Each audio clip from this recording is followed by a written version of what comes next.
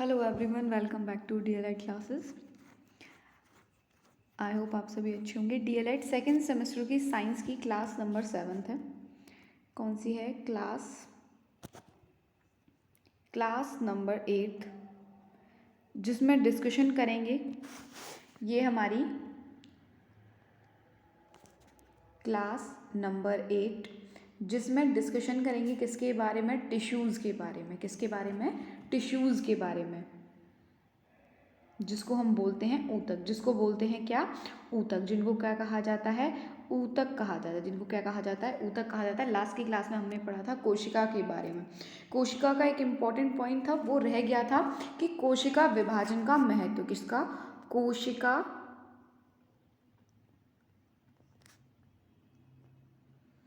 विभाजन का महत्व।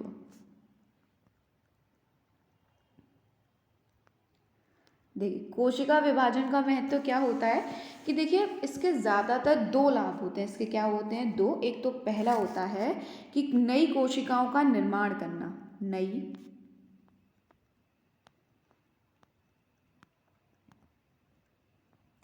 नई कोशिकाओं का निर्माण। और दूसरा होता है कि टूटी फूटी जो कोशिकाएं होती हैं, टूटी फूटी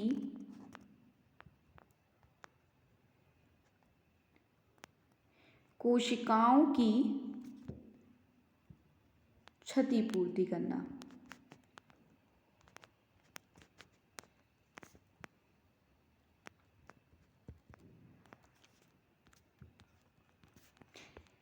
ठीक है।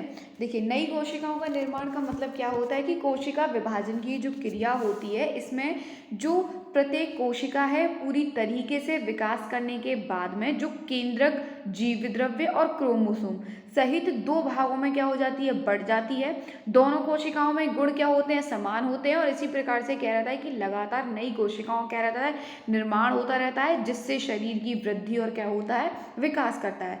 दूसरा है टूटी फूटी कोशिकाओं की क्षतिपूर्ति कैसे करती है कि जो शरीर के भाग में जैसे जो जल जाता है, कट जाता है, कोई चोट लग गई तो खराब हो गया, तो उस वाले स्थान पर कोई नई कोशिकाएं वो जन्म ले लेती हैं। और नई कोशिकाएं जो है वो बन जाती है। जो पुरानी जो जल जाती है, चोट लग गई तो कोशिकाएं क्या होती है? नष्ट हो जाती है। और उनकी जगह पर कोशिका विभाजन के द्वारा नई कोशिका जो है दोबारा से क्या हो जाती है? उत्पन्न हो जाती है। क्या हो जाती है? दोबारा से उत्पन्न हो जाती है। अच्छा, जीवित कोशिकाओं के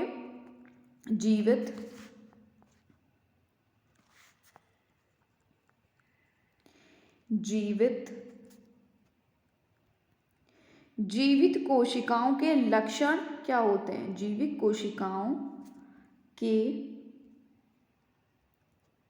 देखिए, जीवित कोशिकाओं के जो लक्षण होते हैं वो कौन कौन से होते हैं? एक तो पहला होता है कि वो वृद्धि करती है, मतलब वो बढ़ती हैं, वृद्धि करना। दूसरा होता है श्वसन, सांस लेना। तीसरा उत्सर्जन।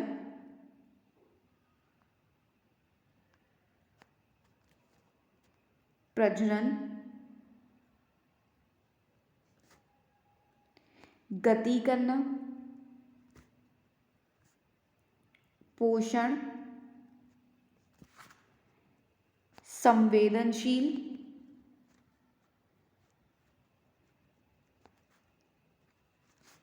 सातवां है मृत्यु।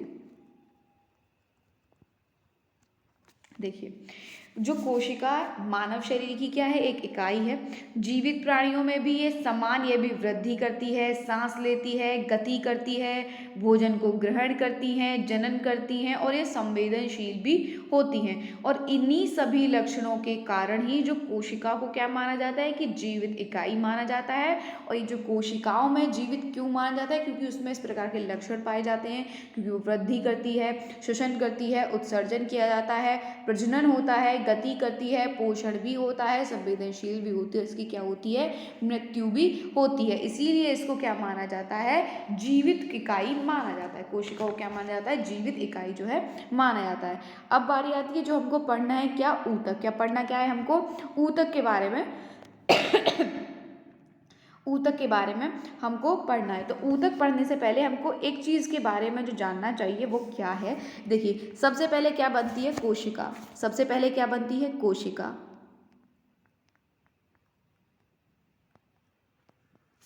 कोशिकाओं से बनते हैं क्या? ऊतक। कोशिकाओं से क्या बनते हैं?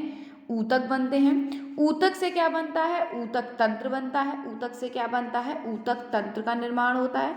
ऊतक तंत्र से के बाद में किसका बनता है? अंग बनते हैं। और अंग के बाद में अंग तंत्र का निर्माण होता है। किसका होता है? अंग तंत्र का निर्माण होता है।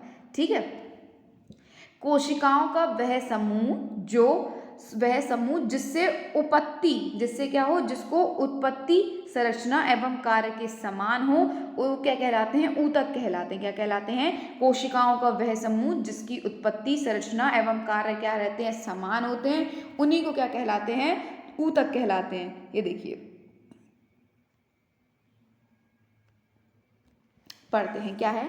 कोशिकाओं का एक ऐसा समूह जिसमें कोशिकाएं उद्गम मतलब जिनकी आकृति, परिवर्धन व दृष्टि से क्या ही रहता है? समान रहते हैं, वो क्या कहलाते हैं? ऊतक कहलाते हैं। मतलब कोशिकाओं का वह समूह जिसकी उत्पत्ति या फिर जिनकी संरचना और उनके कार्य क्या हो? समान हो, वो क्या रहते हैं? ऊतक कहलाते हैं। और जीव विज्ञान की वह शाखा जिसके अंतर्गत जंतु एवं वनस्पति ऊतकों का सूक्ष्म संरचना का अध्ययन किया जाता है, उसको क्या कहते हैं? हिस्ट्रोलॉजी कहा जाता है। क्या कहा जाता है? उसको हिस्ट्रोलॉजी कहा जाता है।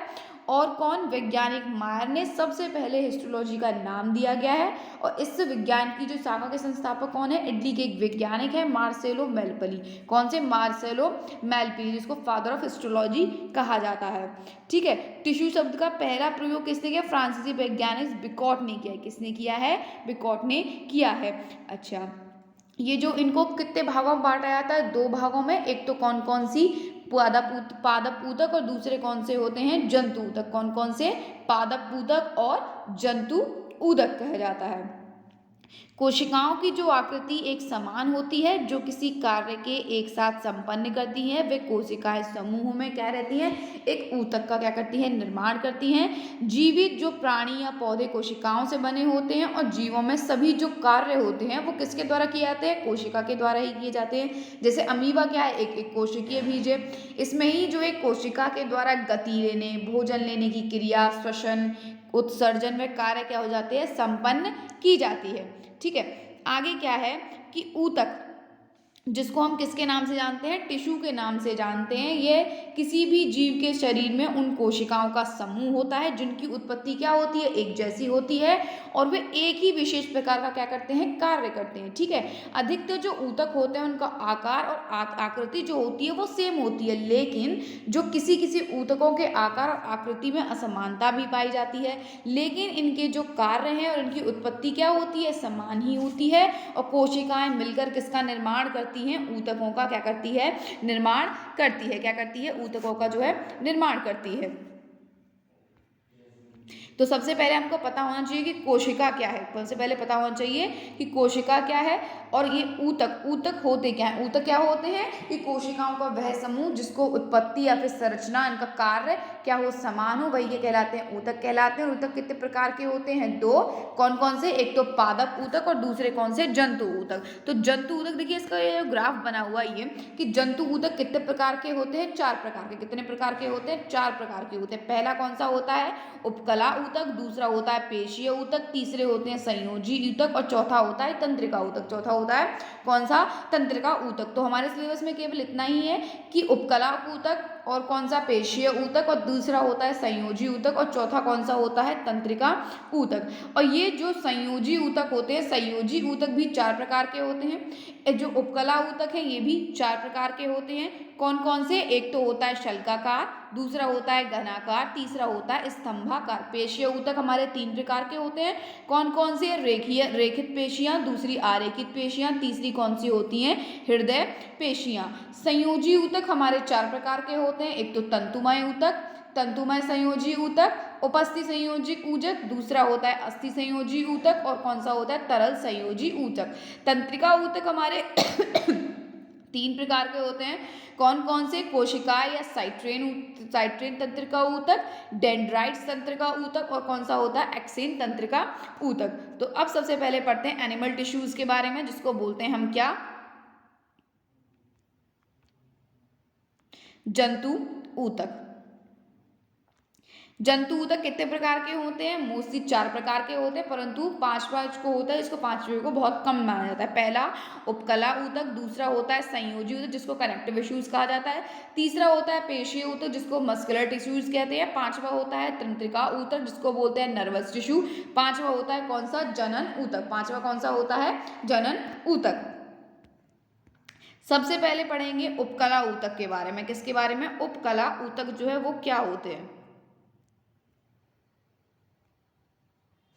देखिए, जो उपकला ऊतक होता है उसका क्या रहता है कि ये जो एपिथेटिकल जो टिश्यू होता है, इस ऊतक के द्वारा अंगों की जो बाहरी पतली और जो आंतरिक अंगों के भीतरी स्तर का निर्माण जो है किया जाता है।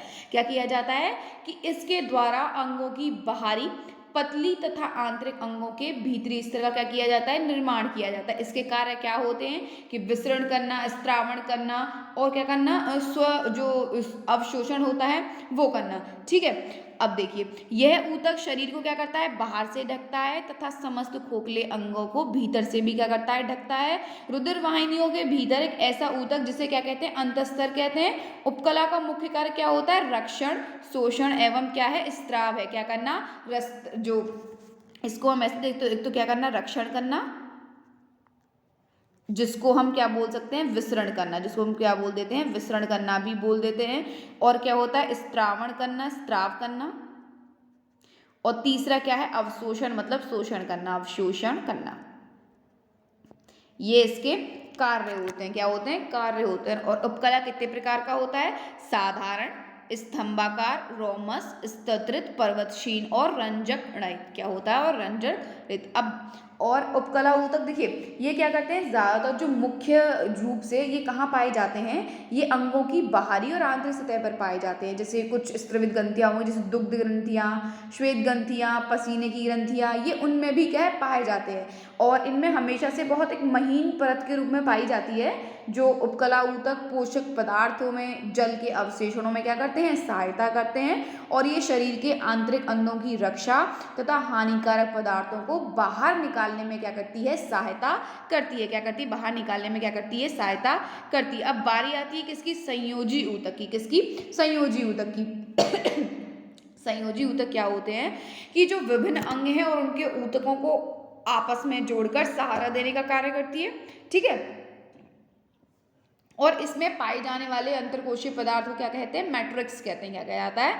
मैट्रिक्स जो है कहा जाता है। ठीक है। संयोजी ऊतक जो होते हैं शरीर में दो या दो से अधिक ऊतकों को जोड़ने का कार्य करते हैं, जिसको आप इंग्लिश में कनेक्टिव टिश्यूज कहते हैं।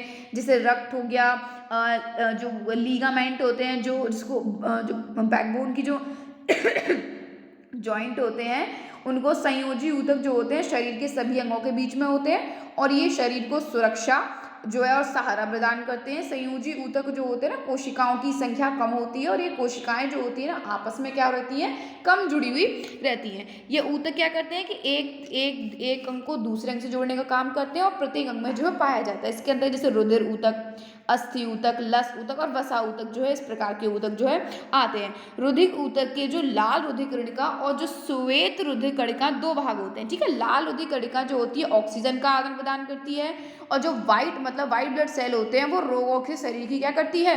रक्षा करती है। क्या करती है? रोगों के शरीर की क्या करती है? रक्षा करती है। और जो मानव की जो आरबीसी मतलब लाल रुधिर कोशिका होती है, उसमें न्यूक्लियस जो है नहीं रहता। उसमें क्या नहीं रहता? न्यूक्लियस जो है वो नहीं रहता है। अस्थि ऊतक का निर्माण अस्थि कोशिका से, जो चूना एवं फास्फोरस से पूरित होती हैं, उनसे होता है, और इसकी गणना हम स्केलेस ऊतक में करेंगे। ठीक है। जैसे लस ऊतक होता है, ये लस कोशिकाओं से निर्मित है। इनका लसप्रभ व टॉन्सिल्स आदि निर्मित होते हैं। ये ऊतक शरीर का रक्षक होता है। आघात तथा उपसर्ग के तुरंत बाद लस सर्व जो है क्या होता है? शोधयुक्त हो जाते हैं। वसा ऊतक दो प्रकार के होते हैं, एक तो एरियोलर और कौन सा? एडिपोज। और इनके अंदर जैसे पीत इलेक्ट्रिक ऊतक हो गया, म्यूकॉइड ऊतक हो गया, रंजक कणित ऊतक हो गया, निगोलिया आदि भी संयोजी ऊतक के कार्य, आकार और स्थान के अनुसार क्या रहते हैं? वेद होते हैं।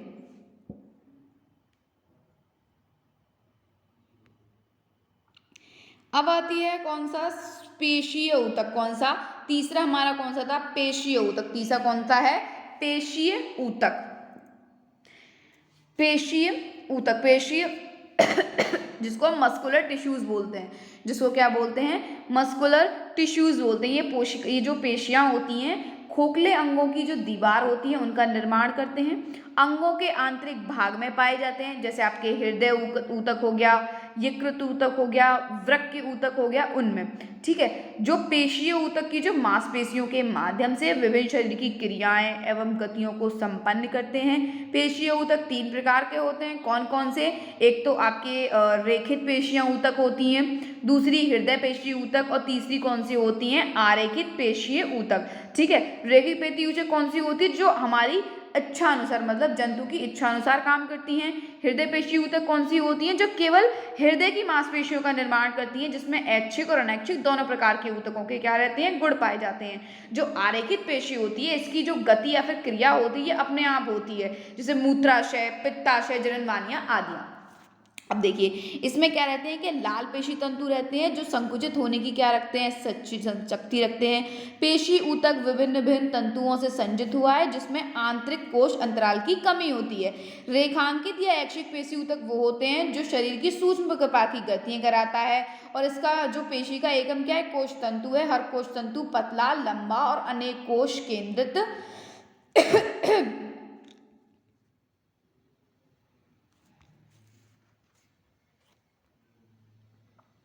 केंद्रित होता है। अगर उच्च कक्षा के जीवों का शरीर रचना परीक्षण किया जाए तो वे गठरी बंडल में पाए जाते हैं।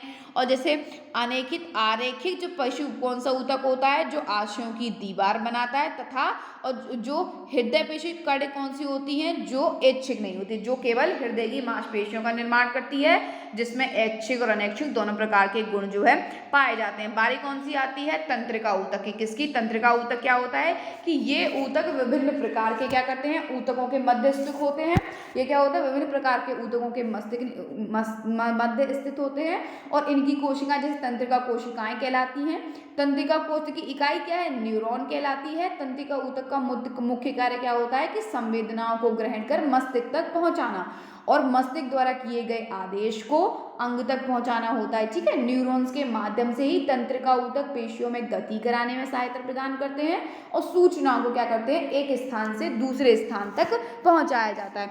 इसमें संवेदना ग्रहण, चालन आदि गुण होते हैं। इसमें तंत्रिका कोशिका का न्यूरोगिया रहता है। मस्तिष्क में गोचर भाग में कोशिकाएं रहती हैं, और श्वेत भाग में न्यूरोगिया रहता है। कोशिकाओं में एक्सोन, डेंड्रोक, नाक प्रवर्धक निकलते हैं। नाना प्रकार के ऊतक मिलकर शरीर के विभिन्न अंगों का क्या करते हैं, निर्माण करते हैं, और एक प्रकार के कार्य करने वाले अंगों से मिलकर एक तंत्र का क्या करते हैं, निर्माण किया जाता है। अब आता है संवहन ऊतक। कौन सा, वेस्कुलर टिश्यूज, जिसको हम बोलते हैं वेस्कुलर टिश्यूज बोलते हैं। क्या बोले जाता है, जिसको बोले जाता है संवहन ऊतक। पांचवा कौन सा होता है, संवहन ऊतक।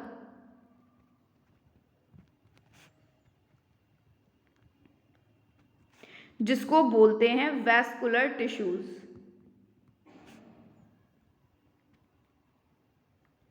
ये क्या होता है कि शरीर के विभिन्न अंगों के मध्य पदार्थों का जो परिवहन होता है, पूरे शरीर में इनका संचरण रहता है, और इन्हें तरल संयोजी ऊतक या फिर इनको संवहन ऊतक भी कहते हैं। यह सदैव एक स्थान से दूसरे स्थान वहीं और कोशिकाओं के अंदर क्या रहता है, बहता रहता है। ठीक है, और ये ऊतकों का शरीर में महत्व क्या है, ऊतक जो है इनका शरीर के अंदर महत्व क्या है, ऊतकों का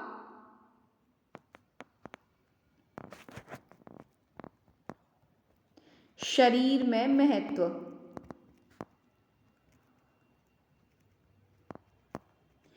देखिए ऊतकों का शरीर में महत्व क्या है कि यह कुछ ऊतक शरीर के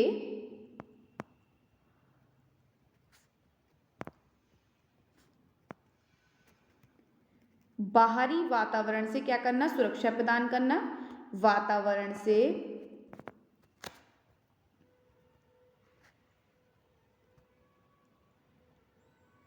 सुरक्षा प्रदान करना,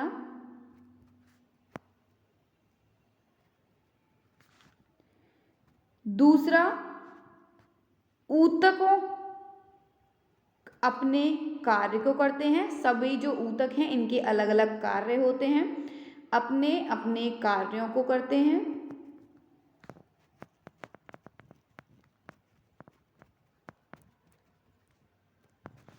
तीसरा क्या है कि ऊतकों से मिलकर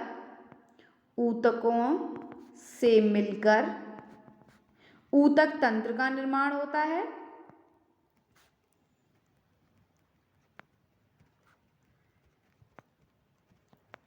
ऊतक तंत्र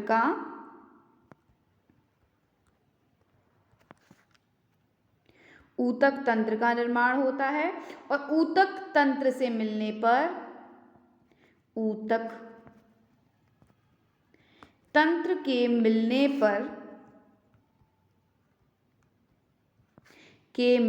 से अंग का निर्माण होता है। किसका? अंग का निर्माण होता है।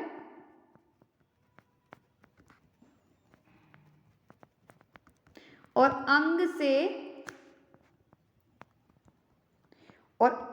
से अंग तंत्र का।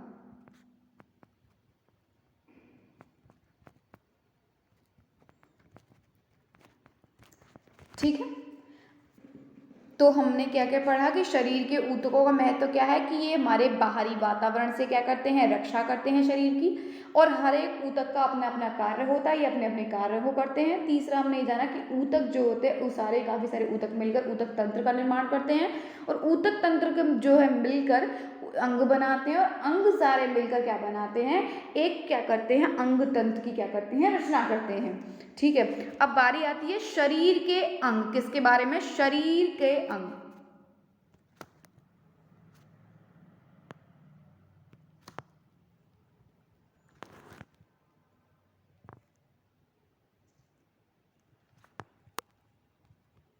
शरीर के अंग। शरीर के अंग होते क्या हैं?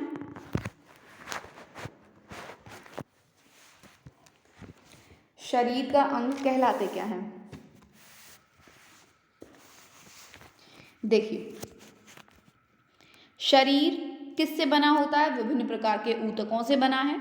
ठीक है, और ये अपने विशेष आकार और गुणों के कारण शरीर के अलग अलग भागों से अलग पहचाना जाता है, जो क्या कहलाते हैं? अंग कहलाते हैं। ठीक है, जैसे शरीर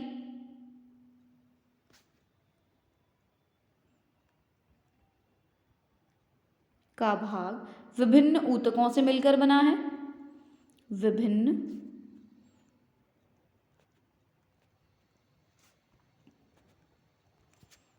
ऊतकों से मिलकर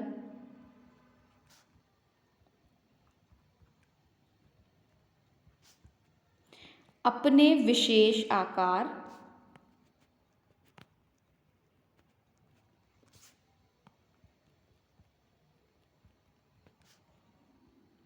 तथा गुणों के कारण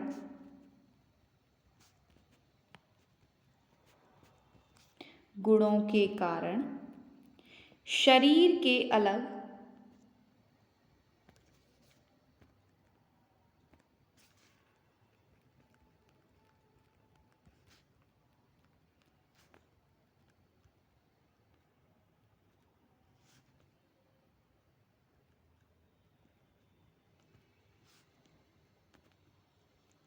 भागों से अलग पहचाना जाता है।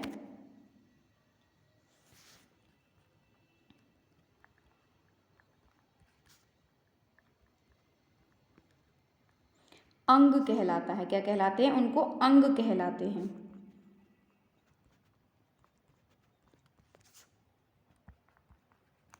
ठीक है, मतलब शरीर का कोई भाग का वह हिस्सा जो विभिन्न प्रकार के ऊतकों से बना होता है और जो अपने विशेष आकार और गुणों के कारण क्या दिखाई देता है? अलग दिखाई देता है, अलग पहचानते हैं, उसको अंग कहते हैं। जैसे फॉर एग्जाम्पल आप ले लीजिए आँख, ये अलग ऊतकों से मिलकर बनी है। क्या है? अलग ऊतकों से मिलकर बनी है, इनके कार्य अलग हैं, इनके गुण अलग हैं, इनके आधार पर हमको इसको पहचानते कि ये हमारी आँख है, ये हमारी नाक है, हृदय आदि। ठीक है, ये सारी चीज़ें क्या है हमारी अंग कहलाती हैं। क्या कहलाते हैं? अंग जो है कहलाते हैं।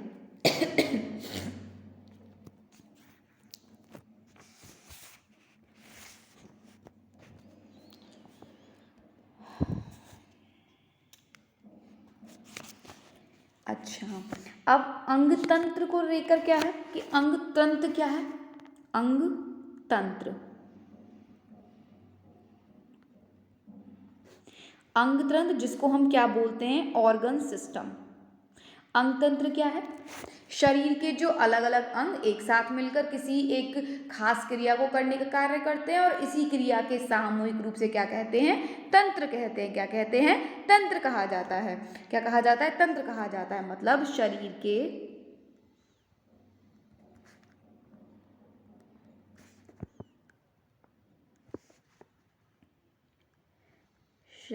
के अलग अलग अंग एक साथ मिलकर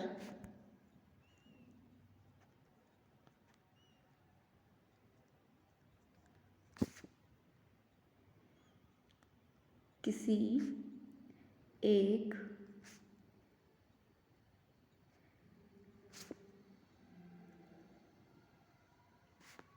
खास क्रिया को करने का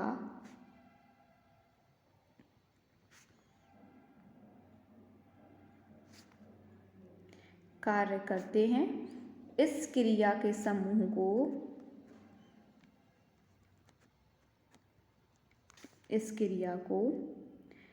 सामूहिक रूप से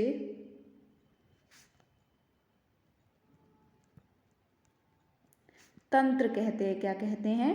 तंत्र कहते हैं। फॉर एग्जाम्पल ले लीजिए, श्वसन तंत्र हो गया, मतलब श्वसन क्रिया। फॉर एग्जाम्पल मान लीजिए श्वसन क्रिया, इसमें क्या होता है कि नाक से, श्वास नलिकाओं से,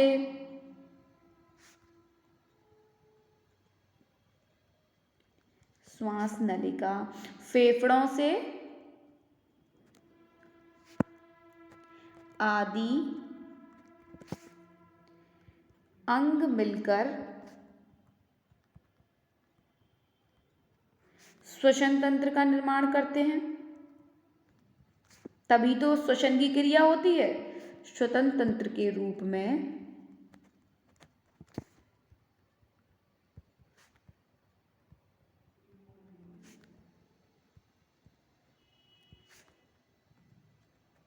कार्य करते हैं। अच्छा, और ये जो हमारे अंग तंत्र हैं वो कौन कौन से प्रमुख हैं? पहला ले लीजिए, देखिए कौन कौन से। एक तो आपको पता होगा कंकाल या अस्थि तंत्र,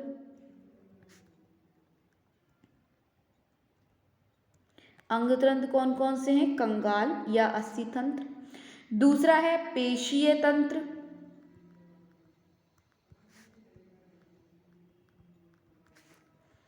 तीसरा है पाचन तंत्र, चौथा है रुधिर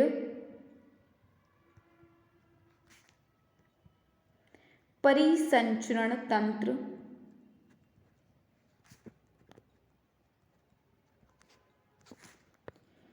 पांचवा कहलाता है श्वसन तंत्र,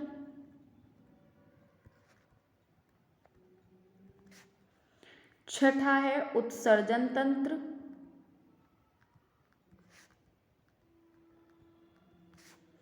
सातवां है तंत्रिका तंत्र,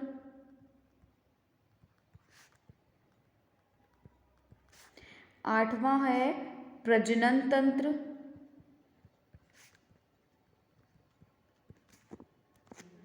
नवां है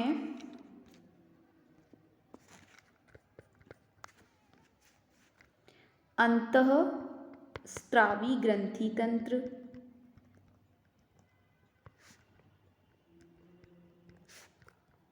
10वां है अध्यावरणीय तंत्र, अध्यावरणीय तंत्र। तो ये हमारे सारे तंत्र हैं। कौन कौन से हमने कौन कौन से पढ़े? एक तो हो गया कंकाल या अस्थि तंत्र, पेशीय तंत्र, पाचन तंत्र, हृदय परिसंचरण तंत्र, श्वसन तंत्र, उत्सर्जन तंत्र, तंत्रिका तंत्र और प्रजनन तंत्र। ये सभी हमारे क्या होते हैं? तंत्र होते हैं। कौन से? अंग तंत्र जो है पाए जाते हैं। तो जीवों की संरचना का ये जो हमारा चैप्टर नंबर 5 है, ये चैप्टर नंबर 5 हमारा क्या हो गया? कंप्लीट हो गया। क्या हो गया? चैप्टर नंबर 5 कंप्लीट हो गया।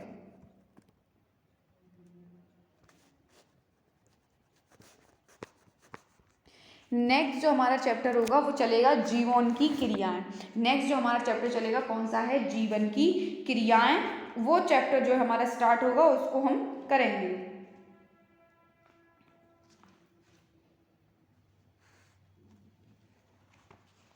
ठीक है, अगले चैप्टर में हम पढ़ेंगे किसके बारे में? चैप्टर नंबर 6 के बारे में। वो हमको पढ़ना है। ये चैप्टर जो है हमारा क्या हो गया? फिनिश्ड हो गया है। तो चलिए मिलते हैं तब तक कि आप लोगों की नेक्स्ट क्लास में।